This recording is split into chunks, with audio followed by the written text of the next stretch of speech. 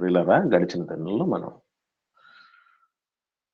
మత్తయి సువార్త 27వ అధ్యాయము 37వ వచనం వరకు ఉన్నటువంటి వాక్య భాగాలను నేర్చుకోవటం జరిగింది.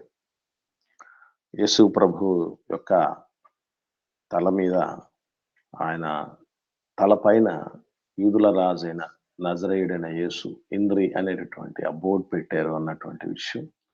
అలాగే యేసు ప్రభుల వారి యొక్క చేతులకు కాళ్ళకు మేకులు బిగించినటువంటి ఆ యొక్క విషయం అన్ని కూడా మనం నేర్చుకోవటం అనేది జరిగింది. కావలి ఎందుకు ఉండాల్సి వచ్చింది సిలువేసిన తర్వాత సైనికులు అన్నటువంటి విషయం, ఇలాంటి విషయాలన్నీ కూడా మనం తెలుసుకోవటం జరిగింది గడిచిన దినంలో. ఈ సమయంలో మత్తయి సువార్త 27వ అధ్యాయము 38వ వచనం నుండి 41వ వచనం వరకు ఉన్నటువంటి వాక్య భాగాలను జాగ్రత్తగా పరిశీలన చేద్దాం. 4 వచనాలు ఉన్నాయి, దాన్ని చూద్దాం మనం. మరియు కుడివైపున ఒకడును ఎడమ వైపున ఒకడును ఇద్దరు బందిపోటు దొంగలు ఆయనతో కూడా సిలువ వేయబడిది. ఆ మార్గమున వెళ్ళుచుండిన వారు తలలోచుచు, దేవాలయమును పడగొట్టి 3 దినములలో కట్టువాడా, నిన్ను నీవే రక్షించుకొనుము. నువ్వు దేవుని కుమారుడవైతే సిలువ మీద నుండి దిగుమని చెప్పుచు ఆయనను దూషించిరి.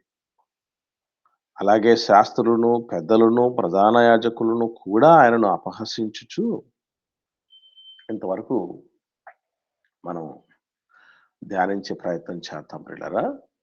ఇక్కడ ప్రధానంగా 38వ వచనంలో యేసు ప్రభుల వారితో పాటుగా కుడివైపున ఒకరు, ఎడమవైపున ఒకరు సిలువేయబడ్డారు అని రాయబడింది. ఈ ఇద్దరు ఎందుకు అలా చేయబడ్డారు అని అంటే, అక్కడ మనకు ఒక క్లారిటీ, ఒక క్లూ ఉంది. అదేంటంటే, వీళ్ళు బందిపోటు దొంగలు అని.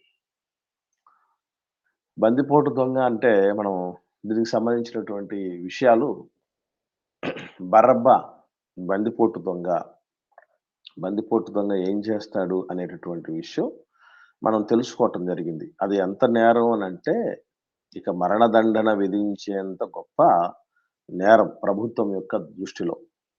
సో, మరణదండన పొందేంత నేరం చేసినటువంటి నేరగాళ్ళు. ఇది సాధారణమైనటువంటి వ్యక్తులు కానే కాదు. కాకపోతే వీళ్ళ విషయంలో ఒక చిన్న క్లారిటీ మనం ఏం తెలుసుకోవాలంటే, ఈ దొంగలు ఎవరైతే ఉంటున్నారో, ఈ బందిపోటు దొంగలు, వీళ్ళు యేసు ప్రభువుల వారితో పాటుగా సిలువ మోసినట్లుగా గ్రంథం చెప్పట్లేదు.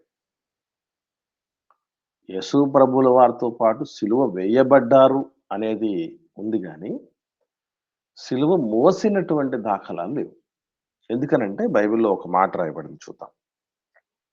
లూకాసు వార్త 23వ అధ్యాయము 32వ వచనం. లూకాసు వార్త 23వ అధ్యాయము 32వ వచనాన్ని మనం జాగ్రత్తగా పరిశీలన చేస్తే అక్కడ ఒక మాట రాయబడింది. మరియు ఇద్దరు ఆయనతో కూడా చంపబడుటకు తేబడిరి. వారు నేరము చేసిన వారు. గమనించండి ప్రియులారా, ఇక్కడ చెప్పబడినటువంటి మాట ఏంటి? మరియు ఇద్దరు ఆయనతో కూడా చంపబడుటకు తేబడిరి. యేసు ప్రభుల వారిని సిలువ మోసుకుంటూ తీసుకురావటం జరిగింది, కానీ వీళ్ళని మాత్రం తేబడ్డారంతే. అంటే ప్రభువుల వారిని తెచ్చిన రీతి, వీరిని తెచ్చిన రీతి తేడా ఉంది. కారణం ఏంటి అని అంటే, తీవ్రమైనటువంటి ప్రజా వ్యతిరేకత, ఈ బందిపోటు దొంగల మీద ప్రభుత్వం వ్యతిరేకత మాత్రమే ఉంది. కానీ క్రీస్తు మీద ప్రభుత్వ వ్యతిరేకతతో పాటుగా ప్రజలు, నాయకులు అందరూ ఏకమై వ్యతిరేకతను వాళ్ళు గట్టిగా ప్రదర్శించారు. అందుకనే శిక్ష తీవ్రంగా ఉన్నటువంటి పరిస్థితి మనకు కనబడుతుంది.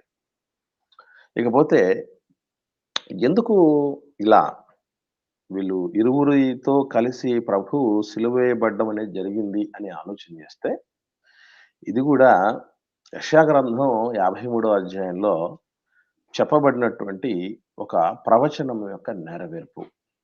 చెప్పాం కదా ఇంతకుముందు మనం, ప్రవచనం యొక్క ఉద్దేశం కావచ్చు, అలాగే ఆహ్, నిబంధనల ఉద్దేశ్యం గావచ్చు, అనేకులైనటువంటి దేవుడు తన బిడ్డలను పంపించిన ఉద్దేశ్యం గావచ్చు, ఒకే ఒక ఉద్దేశ్యం.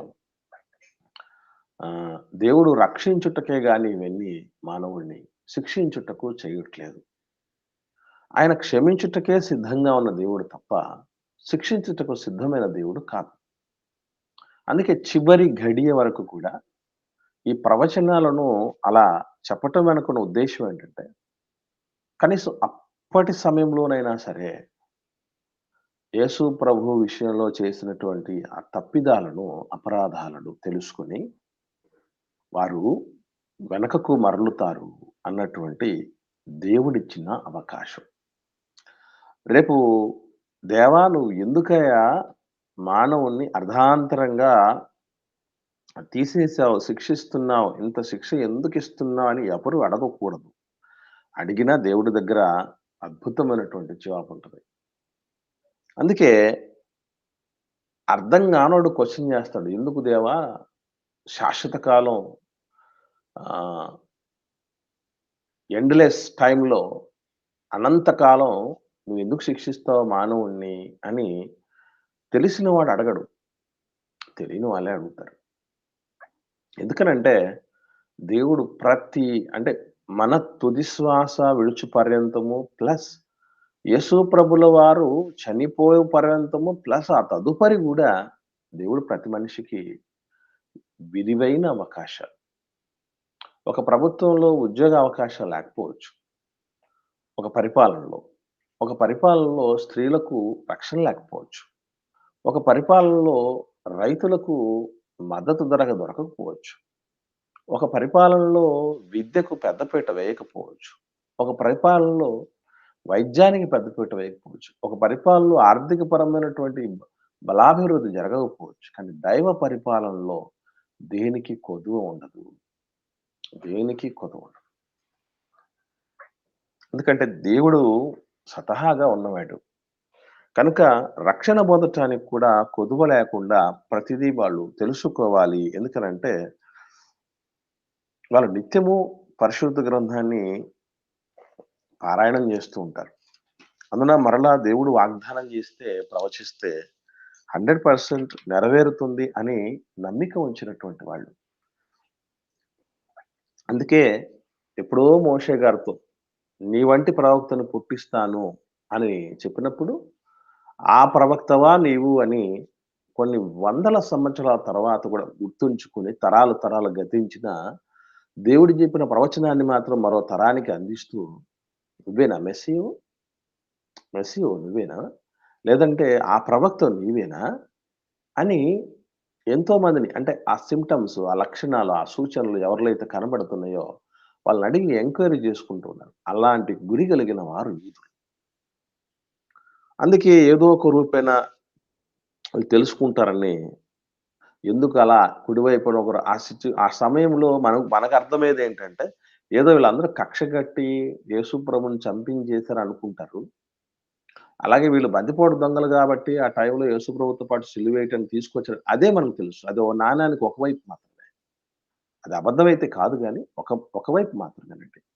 రెండో వైపు ఏంటి అనంటే, ఇదిగో దేవుడి యొక్క సంకల్పంలో ఈ ప్రవచనం నెరవేరాలి. ఇందులో ఈ ఈ నెరవేర్పులో భాగంగానే అప్పుడైనా తెలుసుకోవాలి కనీసం. అంటే ప్రభువు కోసం లేత మొక్క లాంటి ఆయనను మన కోసమే దేవుడు పంపిస్తే మనమే చంపేసుకుంటున్నాం. మన వేలుతో మన కంటిని పొడి చేసుకుంటున్నాం. మనం కూర్చున్న కొమ్మను మనమే నరికేసుకుంటున్నాం. ఎంత దౌర్భాగ్యులం మనం, ఎంత పొరపాటయిపోయిందని అప్పుడైనా రియలైజ్ అవ్వాలన్నటువంటి ఉద్దేశంతో దేవుడు ప్రవచనాలు ఇస్తున్నాడు. యెషయా గ్రంథం 53వ అధ్యాయంలో అక్కడ దేవుడు చెప్పినటువంటి మాట 12వ వచనం. కావున గొప్పవారితో చివరి మాట చివరి వచనంలో అతిక్రమము చేయువారిలో ఎంచబడిన వాడాయను. అది. ఇప్పుడు ఎవరితో ఉన్నాడు కలిసి ఇప్పుడు సిలువేయబడ్డాడు? ఎవరితో కలిసి సిలువేయబడ్డాడండి యేసుప్రభుల వారు? దొంగలతో అతిక్రమము చేసినటువంటి అతిక్రమం చేసిన వాళ్ళు. ఆ బందిపోటు దొంగలు ఎవరంటే అతిక్రమము చేసిన వాళ్ళతో సమానంగా ఎంచబడ్డాడు. అన్నటువంటి ఆ ప్రవచన నెరవేర్పులో భాగంగా మనకి యేసు ప్రభుతో పాటు కుడివైపున ఒకడు, ఎడమ వైపున ఒకడు సిలువ పట్టాడు. ఇక్కడ చిత్రమైన విషయం ఏంటంటే, ఒకే సందర్భంలో 3 సిలువలు కనబడుతున్నాయి. ఒకే స్థలంలో, ఒకే సమయంలో 3 సిలువలు కనబడుతున్నాయి. ఈ 3 సిలువలకు 3 ప్రత్యేకతలున్నాయి. ఏంటా ప్రత్యేకతలు ఎవరికైనా ఐడియా ఉందా అండి?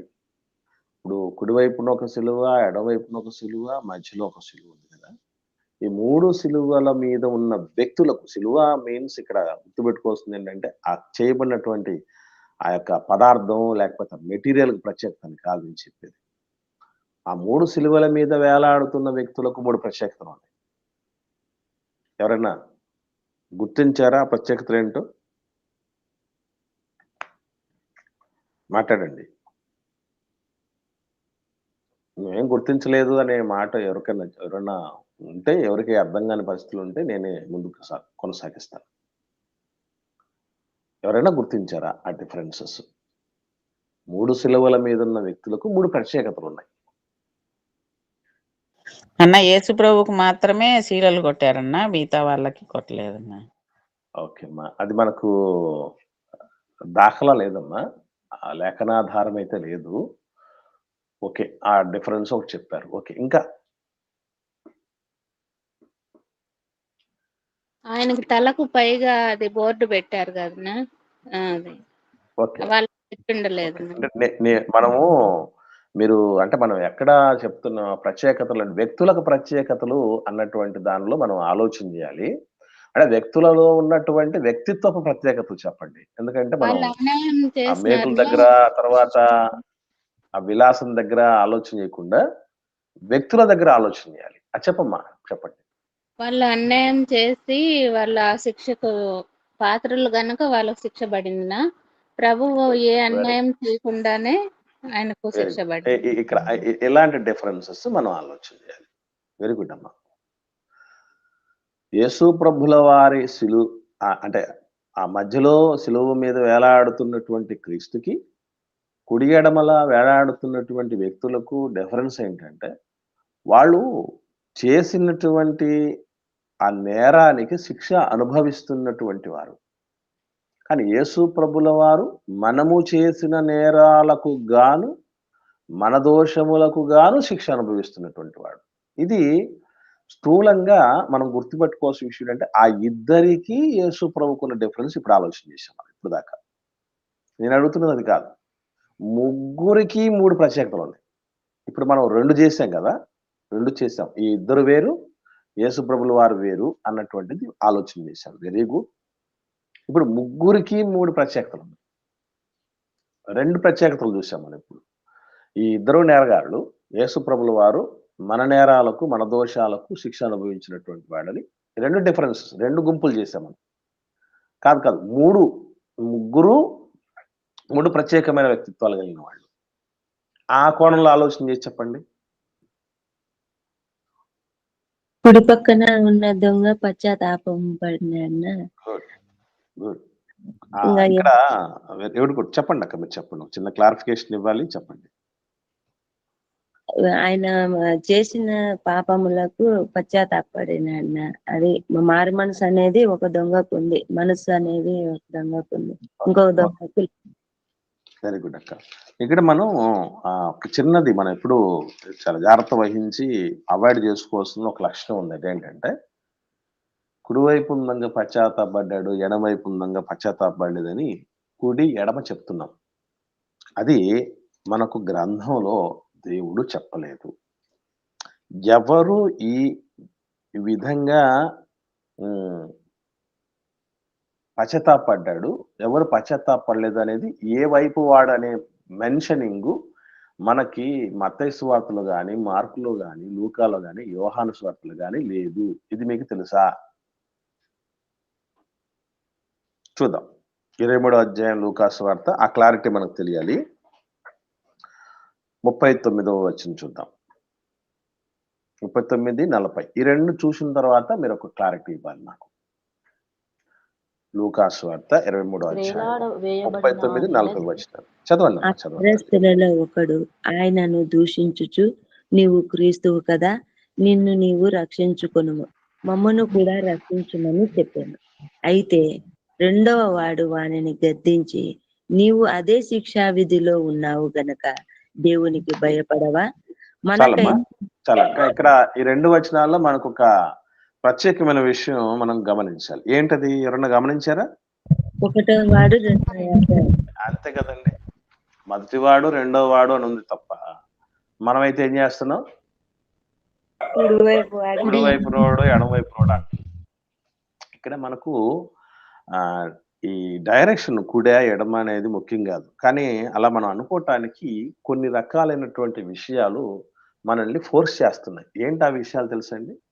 యేసు ప్రభు రెండో రాకళ్ళు, గొర్రెలను మేకలను వేరు పడతారు. ఆ గొర్రెలు ఎక్కడ పెడతారు? ఏ వైపు పెట్టాడట? ఎడమ వైపు అమ్మా, గొర్రెలను కుడివైపు పెట్టాడు, మేకలను ఎడమవైపున పెట్టాడు.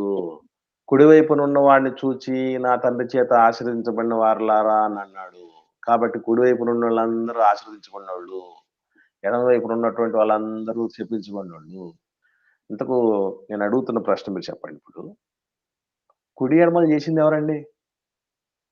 దిక్కులైనా చేతులైనా దేవుడే చేశాడు. దేవుడే చేసినప్పుడు ఒకటి శపించబడేది, ఒకటి ఆశీర్వదించబడేది ఉంటుందా? అసలు ఆ పోలిక దేవుడు ఎందుకు చెప్పాడంటే, వీళ్ళు ఇరువురు వేరు వేరు గుంపులు, దట్స్ ఆల్. ఒకటే గుంపు కాదు, ఒకటే బ్యాచ్ కాదు వీళ్ళు అని మనకు తెలియపరచటానికి ఆ పోలిక వాడాడు తప్ప, కుడి మంచిదని ఎడమ చెడ్డదని కాదు. ఆ విధంగా అనుకుని ఉంటే మరి మిగిలినటువంటి మన సాటి సోదరులు, హిందూ సోదరులు ఉన్నారు, వాళ్ళు ఏదన్నా వస్తువు కానీ, ఎస్పెషల్లీ పైసలు, డబ్బులు ఎడం చేత్తో ఎవరన్నా ఇచ్చినా, ఎడం చేత్తో ఎవరన్నా తీసుకున్నా వాళ్ళ కోపం ఉండి వాళ్ళకి. తెలుసా మీకు? చూసారా? తెలుసు కదా. మన వాళ్ళలో కూడా, అంటే క్రైస్తవుల్లో కూడా కొంతమందికి ఇది ఉంటది. ఎడం చేత్తో తీసుకుంటాడు, ఎడం చేత్తో ఇస్తారేంటండి అని. అసలు ఎడమ చెయ్యి అంటే చాలా మంది చిన్న చూపు ఉంది కానండి, చాలా మంచిదండి అది. మనకు తెలియదు చాలా మందికి. చిన్న విషయం చెప్తాను మీకు అర్థం కావటానికి. కుడి చేత్తో చేసిన పనులు ఎడమ చేత్తో చేయలేం, and at the same time ఎడమతో చేత్తో చేసిన పనులు కుడి చేత్తో కూడా చేయలేం. అశుద్ధంగా అడగటానికి దాన్ని వాడతాం అన్నటువంటి ఉద్దేశంతో చాలా మంది చిన్న చూపు చూస్తారండి. కానీ కుడి చేత్తో కడగటం వలన అది ఎంత ప్రమాదం అంటే, ఈ కుడి చేత్తోనే రకరకాలైన పనులు చేసి ఉంటాం మనం. దీంతోనే మనం రకరకాలైనటువంటి ఆహార పదార్థాలు తిని ఉంటాం. దీని మీద చాలా దాని తాలూకు విషయాలన్నీ, వేస్టేజ్లు, కారాలు, ఘాటులు అన్నీ మొత్తం అన్ని కుడి చేతిలో ఉంటాయి, ఎక్కువ పనులు చేసిన దాన్ని బట్టి. ఇది చాలా కంటామినేట్ అయి ఉంటుందండి కుడి చెయ్యి, ఎక్కువ పనులు చేయటాన్ని బట్టి. కానీ ఎడమ చెయ్యి తక్కువ పని చేయటాన్ని బట్టి అది చాలా హైజీనిక్గా ఉంటుంది, ఆరోగ్యంగా ఉంటుంది. అటువంటి ఆరోగ్యకరమైన దాంతో అశుద్ధం గడగటం వల్ల ఎంతో మేలు. ఇది చాలా మందికి తెలియదు. తెలియక ఏమనుకుంటారంటే ఏదేదో అనుకుంటారు దాన్ని. మంచి చెయ్యండి. 2 చేతులు కలిస్తేనే చప్పట్లు అంటాం, 2 చేతులు వేరు వేరు అంటాం మనం. చిత్రమైన మనుషులు. సో ఈ మాటలు ఎందుకు చెప్తున్నానంటే, మొదటివాడు రెండవ వాడు అని చెప్పబడింది తప్ప, కుడివైపునోడు ఎడమవైపునోడు అని చెప్పబడలేదు. దేవుడు దృష్టిలో 2 చేతులు సమానమే. కుడికన్ను మంచిదా, ఎడంకన్ను మంచిదా అని అనుకోండి, ఏం చెప్తావండి?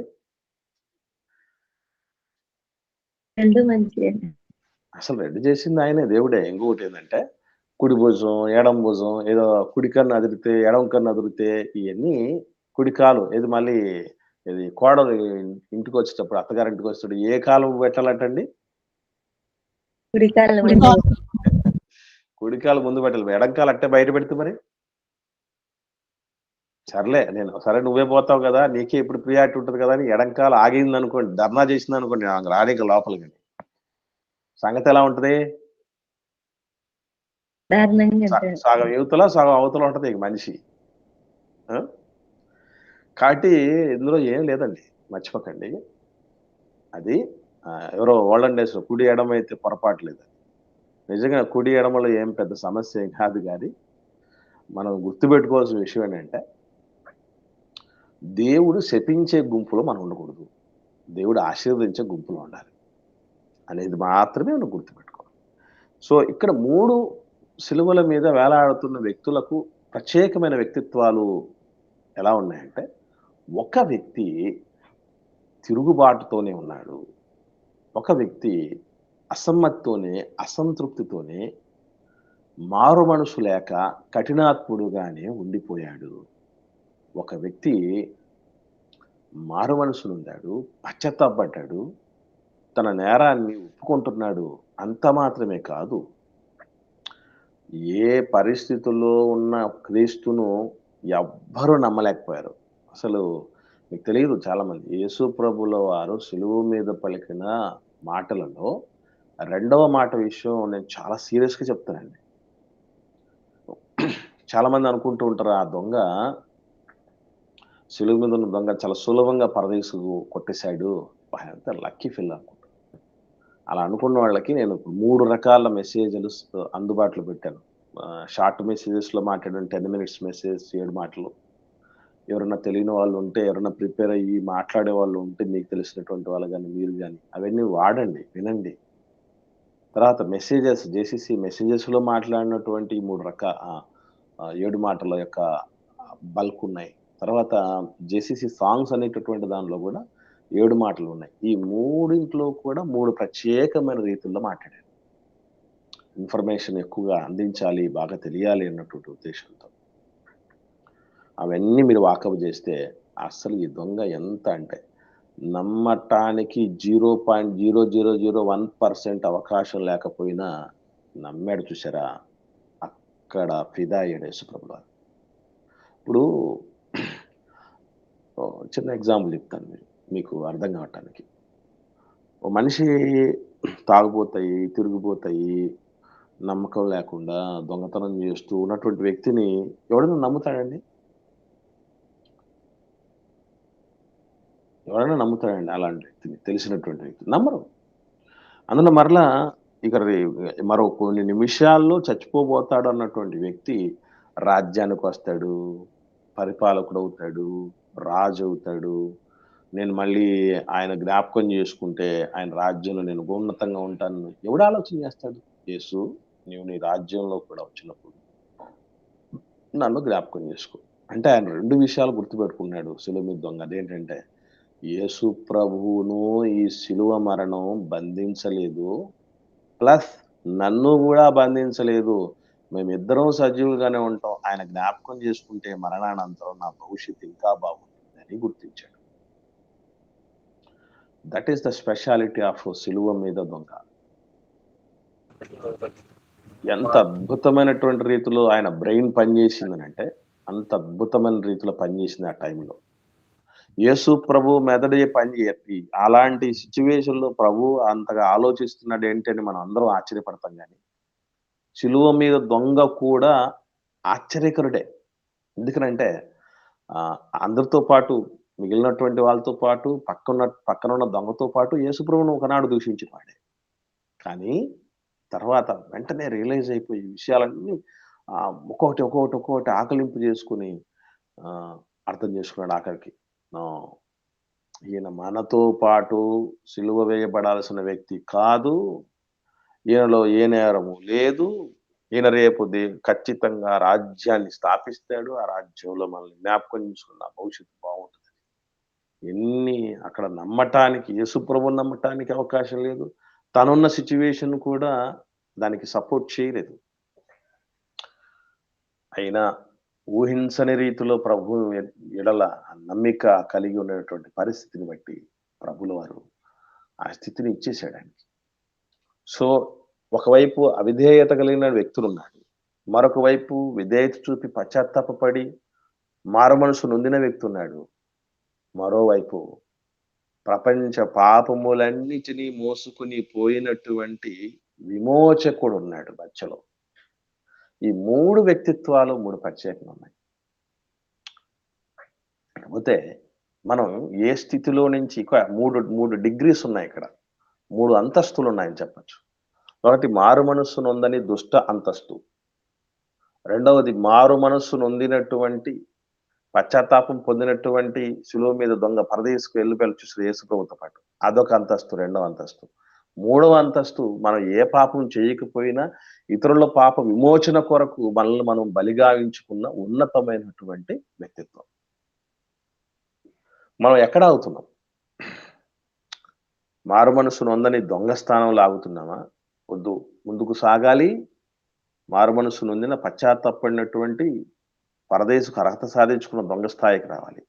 అక్కడ నుండి క్రీస్తు స్థానానికి కూడా మనం ఎదగగలగాలి. అది ఈ 3 సిలువల మీద ఉన్నటువంటి వ్యక్తులు మనకు నేర్పిస్తున్నటువంటి సత్యం. లేదు, మనలో కొంతమంది యేసు ప్రభు అంత స్థితిలో నుంచి పరదేశు పొందుకున్నటువంటి దొంగ స్థానంలోనికి దిగజారి ఆయనలో నుంచి ఇక మారు మనసు పొందని దుష్టుడైనటువంటి మరొక దొంగ స్థానంలోనికి దిగజారినటువంటి స్థితిలో ఉండేవారు. అంటే అది పడిపోవటం అంటారు, పతనం అంటారు దాన్ని. అలా పతనావస్థకు వెళ్ళిపోయినటువంటి స్థితిలో ఉన్నటువంటి వాళ్ళు ఉంటారు. ఈ 2 దానిలలో మనం ఎక్కడున్నాం అనేది ఈ 3 విషయాల్లో మనం అర్థం చేసుకోవాలి. ఇక 39వ వచనానికి వద్దాం. మత్తయి సువార్త 27వ అధ్యాయము 39వ వచనంలో చెప్పబడినటువంటి మాట, ఆ మార్గమున వెళ్ళుచుండిన వారు తలలూచుచు దేవాలయమును పడగొట్టి 3 దినములలో కట్టువాడా నిన్ను నీవే రక్షించుకొను, నీవు దేవుని కుమారుడవైతే సిలువ మీద నుండి దిగుమని చెప్పుచు ఆయనను దూషించిరి. ఇక్కడ ఆ మార్గమున వెళ్ళువారు అంటే యేసు ప్రభుల వారిని సిలువ వేసినటువంటి స్థలం అదొక రహదారిలాగా అనిపిస్తుంది. Note this point. దారి ఉంది. వాళ్ళు సిలువ వేసినటువంటి స్థలం దగ్గర దారి ఉంది. ఆ మార్గాన్ని వెళుతూ పోతున్నటువంటి వాళ్ళు ఉన్నారు. దీన్ని యోహాను గారు వర్ణిస్తూ చెప్పినటువంటి ఒక విషయం మనం చూద్దాం. చాలా అవసరం మనకు అది. 19వ అధ్యాయం యోహాను సువార్త. ఇంగ్లీష్ బైబిల్ సిద్ధపరచుకొని ఉండండి. 20వ వచనం చూద్దాం. యోహాను సువార్త 19వ అధ్యాయం 20వ వచనం. వేయబడిన స్థలము పట్టణమునకు సమీపమై ఉండెను. అది హెబ్రీ, గ్రీకు, రోమా భాషలలో వ్రాయబడిన గనుక యూదులలో అనేకులు దానిని చదివిరి. ఏది రాయబడింది? పై విలాసం ఉంది కదా, యూదుల రాజైన నజరేయుడగు యేసు అనేటటువంటి ఆ ఇంద్రి అనేది ఉంది చూసారా, అది మనం 3 భాషల్లో రాయబడిందని చెప్పాం కదా. అది ఒకటి మనసులో పెట్టుకోండి. ఇక రెండో విషయం ఏంటంటే మార్గాన పోతున్నారు అన్నారే. ఎందుకు వాళ్ళు మార్గాన పోతున్నారు? ఎక్కడ ప్రదేశం ఉంది? గొల్గొతా ప్రదేశం ఎక్కడ ఉందండి? యేసు ప్రభును సిలువ వేసినటువంటి స్థలము పట్టణమునకు సమీపంగా ఉంది.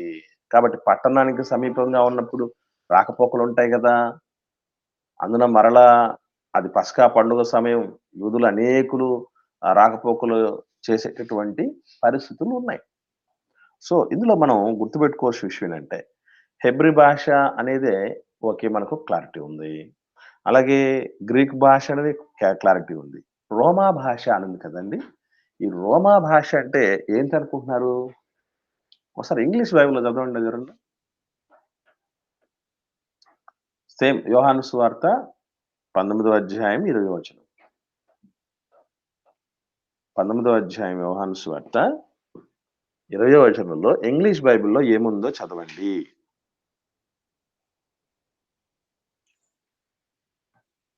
ఎవరు లేరమ్మా చదివేవాళ్ళు? బ్రదర్స్ కానీ సిస్టర్స్ కానీ?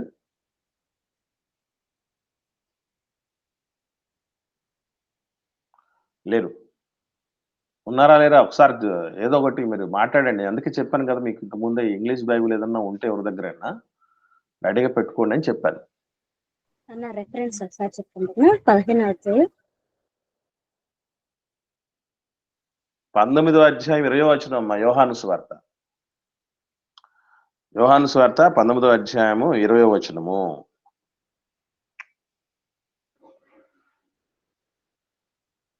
రైట్. సో అందులో మనం మీరు చూసేసరికి పుణ్యకాలం కాస్త గడిచిపోతుందమ్మా, వదిలేయండి. అక్కడ రోమా భాష అన్నటువంటి దానికి ఏమని ఉంటుందంటే ఇంగ్లీష్ బైబిల్లో లాటిన్ అని అంటారు. అంటే రోమీలు మాట్లాడేటటువంటి భాష లాటిన్ భాష అనేది ఒక క్లారిటీ మనకు రావాలి. ఒకటి, మొట్టమొదటిగా అచ్చు వేసినటువంటి బైబిల్ ఏ భాషలో వేయబడిందో తెలుస్తుంది? ఐడియా ఉందా మీకు ఎవరికైనా? హిబ్రూ భాష. లాటిన్ భాష. లాటిన్ భాషే, లాటిన్ భాష తల్లి, లాటిన్ భాషనమ్మా, మర్చిపోకండి. మొట్టమొదటిగా అచ్చువేయబడినటువంటి బైబిల్ యొక్క భాష లాటిన్ భాష. ఎందుకనంటే ప్రపంచంలో రోమా ప్రభుత్వ కాలంలోనే దేవుడి రాజ్య స్థాపన జరిగింది. అలాగే ప్రపంచవ్యాప్తంగా ఆ రాజ్యము మాత్రమే చివరిగా లోకమంతటిని పరిపాలించింది కనుక అన్నిటికంటే ఎక్కువ ప్రాశస్త్యం లాటిన్ భాషకే ఉండింది అచ్చువేసే సమయానికి. కాబట్టి అట్ ఎ టైం ఎక్కువ మందికి రీచ్ అయిపోవాలి పరిశుద్ధ గ్రంథం ఉద్దేశంతో లాటిన్ భాషలోనే దాన్ని రిలీజ్ చేయటం జరిగింది. అది గుర్తుపెట్టుకోండి. ఎందుకంటే ఈ మూడు భాషలు, మూడు ప్రధానమైనటువంటి భాషలండి. హిబ్రీ భాష ఎవరికి సంబంధించిందంటే ఇస్రాయేల్కి సంబంధించింది. గ్రీక్ భాష ప్రపంచాన్ని ప్రభావవంతంగా పరిపాలించిన గ్రీకులకు సంబంధించింది. లాటిన్ భాష చివరిగా ప్రపంచాన్ని పరిపాలించిన రోమన్లకు సంబంధించింది. కాబట్టి వీటి గురించినటువంటి క్లారిటీ కూడా మనకు ఉండాలి. ఇకపోతే ఈ యేసు ప్రభుల వారిని అవమానపరిచినటువంటి, సిలువ వేసినటువంటి సమయంలో అవమానపరిచిన గుంపులు ఉన్నాయి. అందులో మొదటి గుంపు ఏంటంటే ప్రజల గుంపు.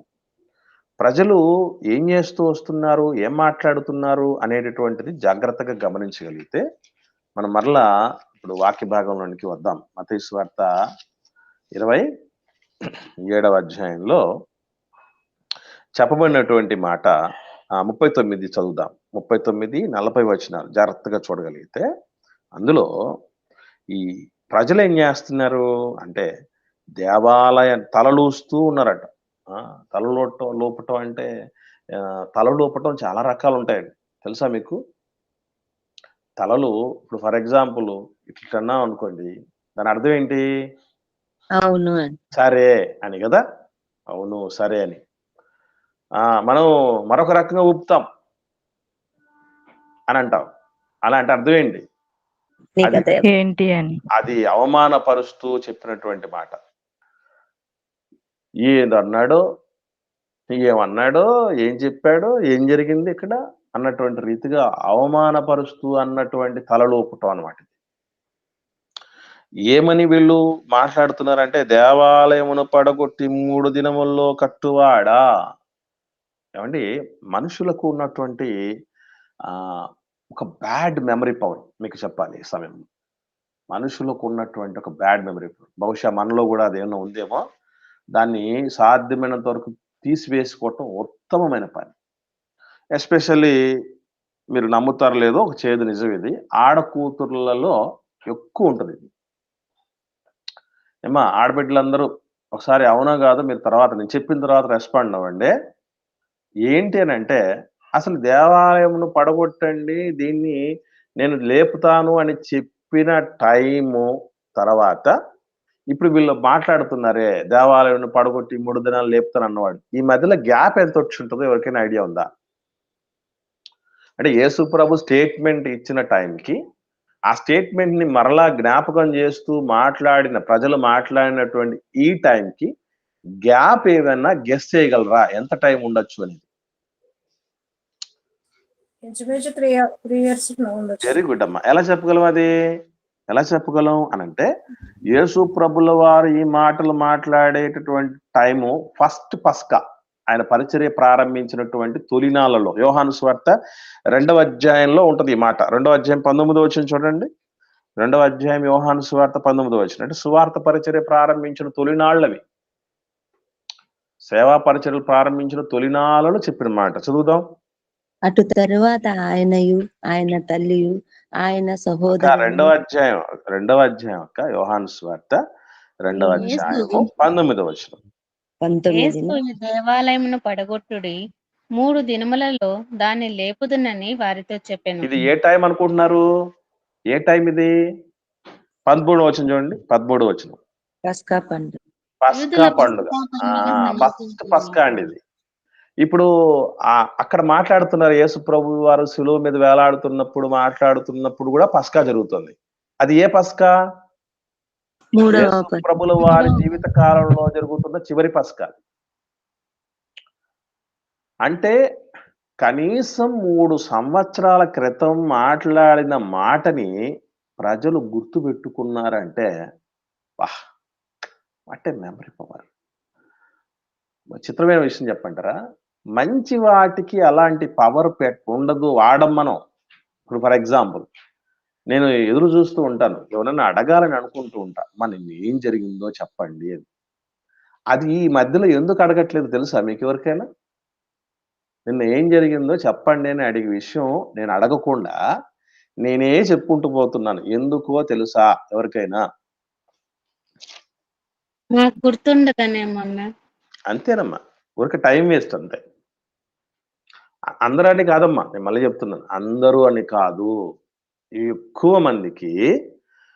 ఎందుకనంటే మనకి ఈ మధ్యలో ఎన్నో రకాలైనటువంటి పనులు, పరిస్థితులు అన్నీ మనం దాని మీద ప్రభావం చూపిస్తాయి. అందుకని మనకు ఏం గుర్తుండవు. చాలా మంది నా దగ్గరికి వాక్యం చెప్పడానికి వెళ్ళినప్పుడు యవనస్తులు, మధ్య వయస్కులు, వృద్ధులు అందరూ కూడా ఒక కామన్ కంప్లైంట్ చేసుకుంటారు. ఏమనంటే, సార్ బైబిల్ వచనాలు అన్నీ గుర్తుండటం లేదు సార్. ఒక పేజ్ చదివి ఇటు తిప్పేస్తే ముందు పేజీలో ఏం చదివావో అస్సలు గుర్తుండట్లేదు సార్ అని చెప్తూ ఉంటారు. బైబిల్ అది స్టేజ్ మీదకి వచ్చి వాక్యం చెప్పేటప్పుడు మైండ్ అంతా బ్లాంక్ అయిపోయినట్టుగా, నల్లబడిపోయినట్టుగా అనిపిస్తూ ఉంటుంది సార్. మీరు ఎట్లా చెప్తున్నారు సార్ ఇంత గంటల తరబడి? ఎట్లా లింకప్ చేస్తారు సార్? ఏం అర్థం కావు సార్ మాకు అని చాలా మంది ఈ తరహా కంప్లైంట్లు చేస్తుంటారు. ఎందుకనంటే మంచికి మెదడును వాడటం ఏనాడో సమాజం మానేసింది. ఇంకో విషయం చెప్తున్నా. ఇప్పుడు ఎక్కువ మంది, నేను చాలా మంది అంటే నాకంటే పెద్దవాళ్ళని చూశాను. నా తర్వాత తరం పిల్లల్ని చూస్తున్నాను. వీళ్ళందరిని చూస్తున్నప్పుడు ఎస్పెషల్లీ ఆడకూతురికి, అందున దట్టు ఎవరికంటే భార్యకి, చాలా కాలం క్రితం జరిగినటువంటి ఒక గొడవ, ఆ గొడవ తాలూకు మాటలు, అక్కడ జరిగినటువంటి సిచ్యువేషను మర్చిపోదండి. Yes or not? ఒకసారి మీరు వివాహితులైనటువంటి సహోదరిమణులు జెన్యూన్‌గా చెప్పండి. నిజమేలన్నా, ఇది మనం పైకి చెప్పుకోలేకపోయినా వాస్తవం అయితే అదే అన్న. 100% నేను అంత సులభంగా మర్చిపోతాననుకున్నావా ఆ రోజు అని. అంటే చిత్రం ఏంటంటే మగవాడు ఎప్పుడూ మర్చిపోయి ఉంటాడు. అది మర్చిపోయి ఉంటాడు. పోనీ ఇంకో విషయం ఏంటంటే ఆ విషయం ఏం పొరపాటు జరిగింది, నాదే మిస్టేక్ అని కూడా చెప్పుంటాడు. ఎన్నో సార్లు కూడా చెప్పుంటారు అది. కానీ ఆడబిడ్డ మర్చిపో, అస్సలు మర్చిపోయే ప్రసక్తే ఉండదు. ఎందుకనంటే ఇక్కడ చూడండి, ప్రజలు అంటే అక్కడ పురుషులతో పాటు స్త్రీలు, పిల్లలు చాలా మంది తిరుగుతున్నారు ఆ మార్గ మధ్యంలో. ఎందుకంటే పండగ అంటే అందరికంటే ముందు ఉండేది ఎవరు ఉంటారో మనకు తెలుసు కదా, పెద్దగా చెప్పనక్కర్లా. పురుషులు చాలా మోస్ట్లీ పనుల మీద ఎక్కువగా కాన్సంట్రేట్ చేస్తూ ఉంటారండి. దేవుడు అందుకే నాయన ఒక 3 పండగల్లో మాత్రం ఖచ్చితంగా మీరు ఉండాలిరా అంటాడు. పురుషుల్ని పండగలకు రండి అంటారు. స్త్రీలకు ఎందుకు చెప్పడు తెలుసా దేవుడు? వాళ్ళు చెప్పాల్సిన పని లేదు, వాళ్ళు రెడీగా ఉంటారు, అందుబాటులోనే ఉంటారు, ఇబ్బంది లేదు. అందుకే మీరు చూడండి, ఎక్కడన్నా మనకు ముఖ్యంగా అంటే మనం మిగిలిన పండగలకు, పెద్ద జాతరలకు, వాటికి పెద్దగా మొగ్గు చూపం గానీ, మనకు తిరణాలు, లూద్దుమా తిరణాల, ఆరోగ్యమా తిరణాల, ఇలాంటివి కొన్ని జరుగుతూ ఉంటాయి మన క్రిస్టియానిటీ లాగా సంబంధించినవి. వాటికి వెళ్దాము అని చెప్పండి ఎవరైనా పురుషులు. అసలు ఎగిరి గంతేసి రెడీగా ఉండేది ఎవరంటే ఆడకూతురే. పండక్కి వెళ్దాం, పోనీ పండక్కి మీ అమ్మగారి ఇంటికి వెళ్దాం అన్నారు అని చెప్పండి పురుషులు. రెడీగా ఉంటుంది ఆడపిల్ల. కాబట్టి పండగలకు ఎక్కువ మంది వాళ్ళు అటెండ్ అవుతూ ఉంటారు. ఎప్పుడో చెప్పినటువంటి విషయం 3 ఏళ్ల క్రితం ఈ లోపల ఎన్ని సంఘటనలు జరిగి ఉంటాయి, ఎన్ని విషయాలు జరిగి ఉంటాయి, అవన్నీ గుర్తుపెట్టుకున్నారండి. అవన్నీ గుర్తుపెట్టుకున్నారండి. అందుకే ప్రియులారా, శక్యమైతే మంచిది గుర్తుపెట్టుకోవాలి. ఎందుకంటే అపకారమును ప్రేమ కలిగిన వాళ్ళు ఏం చేయరట? మనసులో ఉంచుకోరట. మనకు నిజంగా అపకారమే జరిగింది, ఒక అన్యాయమే జరిగింది, ఒక అవమానమే జరిగింది. దాన్ని ప్రేమను వృద్ధి చేయగలిగిన వాడు తప్పిదములు దాచిపెడితేస్తారట. కానీ దాన్ని అన్ని పురావస్తు శాఖకు సంబంధించిన వాళ్ళవన్నీ బయటకు తీసుకుంటూ వస్తే అంతరం ఎక్కువైపోతుంది. బంధాలు వీగిపోయిన పరిస్థితులే వస్తాయి. అసమాధానం వస్తుంది. లేనిపోని తలనొప్పులు వస్తాయి. లేనిపోని ఆలోచనలు, దురాలోచనలు కలుగుతాయి. ఎన్ని డ్యామేజ్‌లండి. మానవుడి యొక్క మనస్తత్వం ఏంటో చాలా అద్భుతంగా ఆవిష్కరిస్తాడండి పరిశుద్ధ గ్రంథంలో దేవుడు. ఇది మనం మరవకూడదు. చిత్రం ఏం చెప్పమంటారా? మనం చదువుతున్నప్పుడు ఏనాడు ఇలాంటి ఆలోచనలు మనకు రావు. వస్తాయా? ఇప్పుడు మీరు కూడా చాలా సార్లు చదివారు కదా! నేను కూడా చదివా. నేను కూడా ఎన్నో సార్లు చదివా. కానీ ధ్యానించే టైంలో, ఈ టైంలో నేను ఆలోచన చేస్తున్నప్పుడు ఈ రకమైనటువంటి ఆలోచన నాకు రాలేదు. ఎప్పుడో 3 ఏళ్ల దాదాపు 3 ఏళ్ల క్రితం చెప్పిన మాట గుర్తుపెట్టుకున్నారంటే, అంటే అలాంటివి గుర్తుపెట్టుకున్నారు. మళ్ళా ఏంటిది? యేసుప్రభు చెప్పిన మాట నిజమే. కానీ చెప్పింది దేనికోసం తెలీదు, మర్చిపోయారు. ఏ దానికోసం చెప్పాడు? ఏ దేవాలయం అన్నటువంటి విషయం ఆ విశ్లేషణ అవసరం లేదు. నువ్వు అన్నావా లేదా? నువ్వు చెప్పావా లేదా? నువ్వు మాట్లాడావా లేదా? అదే మనసులో పెట్టుకున్నాను.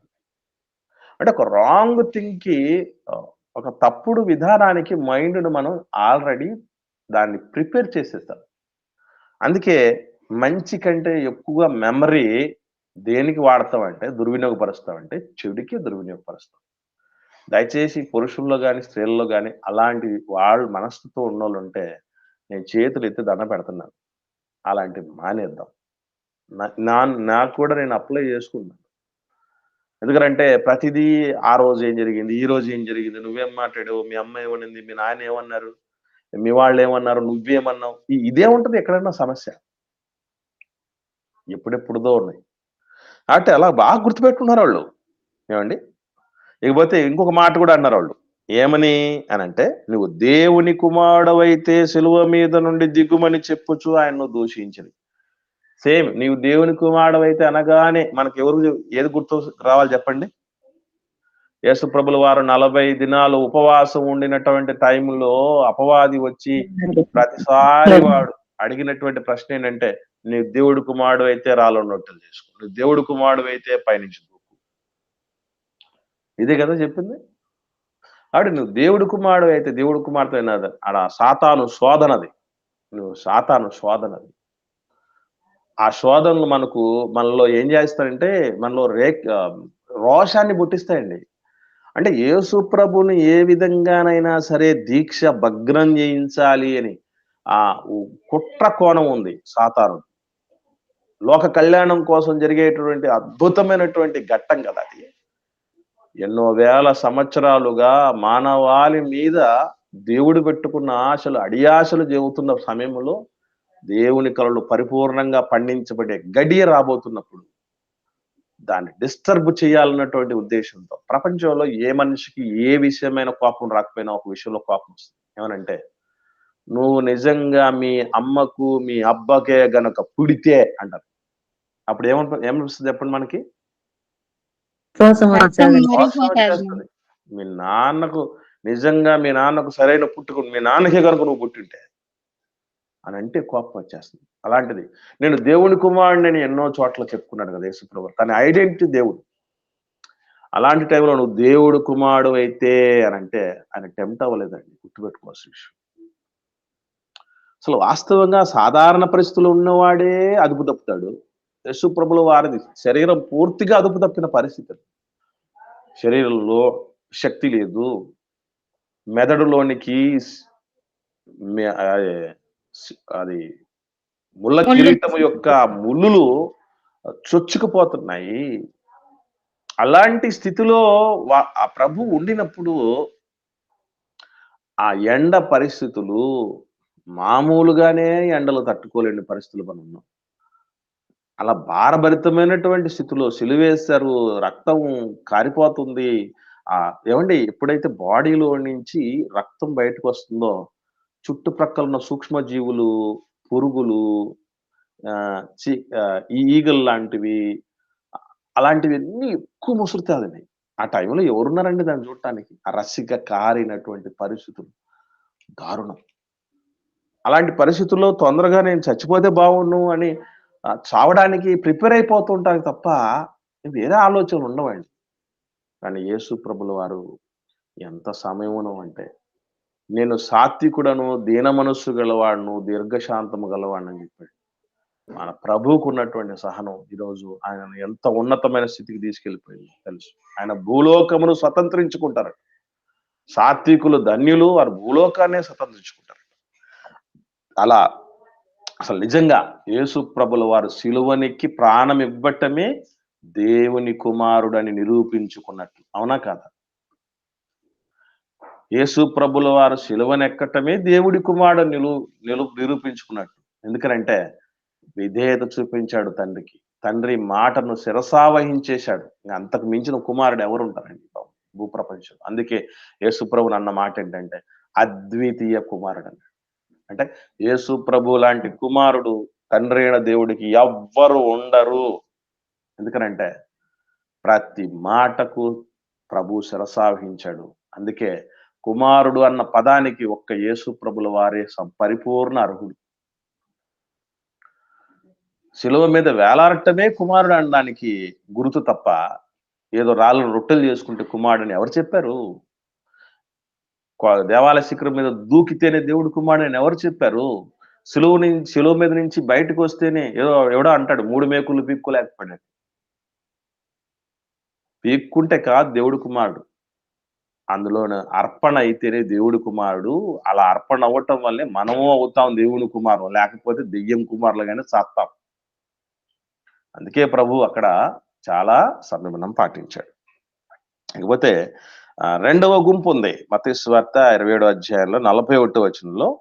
శాస్త్రులు, పెద్దలు, ప్రధాన యాజకులు కూడా ఆయన అపహసించారట. చిత్రమైన విషయం ఏంటంటే సాధారణ ప్రజలు వాళ్ళకి ఏదో ఒకటి తెలిసి తెలియక, ఒకటి అర్థమయ్యి ఒకటి అర్థం కాక, గ్రంథం చదవక ఉంటారు కనుక పక్వత కలిగినటువంటి వాళ్ళు, పాండిత్యం ఎరిగినటువంటి వాళ్ళు, అనామకులు, సాధారణ ప్రజలు కనుక వాళ్ళు ఏదన్నా మాట్లాడారు, వాళ్ళు ఏదో దూషించారు, వాళ్ళు ఏదో అపార్థం చేసుకుంటారంటే అర్థం ఉంది. శాస్త్రులు, పెద్దలు, ప్రధాన యాజకులు కూడా ఆయన యేసుప్రభును దూషించటం ఏంటి? అసలు యేసుప్రభుల వారిని పట్టించటంలో మొదటగా ముందున్నటువంటి వాళ్ళు వీరే.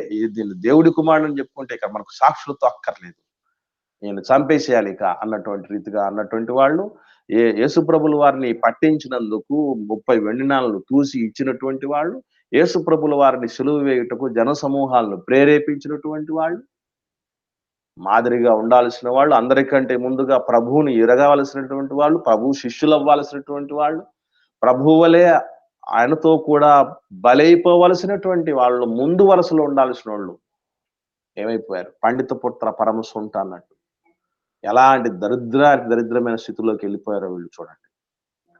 అలాంటి స్థితిలో మనం ఉంటామేమో చూడండి. ఇంత బ్రతికి వింటే వెనక వచ్చినటువంటి స్థితిలో వాళ్ళు ఉండిపోయినటువంటి పరిస్థితి. వాళ్ళకి ఏం అర్థం కాలేదు. లేఖనాలు చదువుతున్నారు, లేఖనాలు చెప్తున్నారు, నేర్పిస్తున్నారు, అన్ని నేర్పిస్తున్నారు, కానీ వాళ్ళ పరిస్థితులు బాగోలేవు. కనుక ప్రియులారా, అలాగా మనం ఉన్నామేమో గమనించండి. ఇన్ని పరిస్థితుల మధ్య కూడా యేసు ప్రభుల దూషించినటువంటి సాధారణ ప్రజల గుంపు ఉంది, శాస్త్రుల పరిచయల గుంపు ఉంది. ఇన్ని గుంపులు ఉన్నా కూడా యేసు ప్రభుల వారు అంకిత భావంతో, విధేయతతో తాను సమర్పించుకోవటం జరిగింది. అందుకే ఆయన సమర్పణ తాలూకు ఫలాలు ఈరోజు మనం లోకమంతా అనుభవిస్తున్నాం. కనుక ప్రియులారా, ఇది ఇప్పటి వరకు మనం నేర్చుకున్నటువంటి విషయం. ఎవరికైనా ఏమన్నా సందేహాలు ఉంటే దయచేసి అడగండి. లేని పక్షాన్ని ఒకరు ప్రార్థన చేయండి, మనం ముగించుకుందాం. తర్వాత విషయాలు రేపటి దినం మనం నేర్చుకుందాం.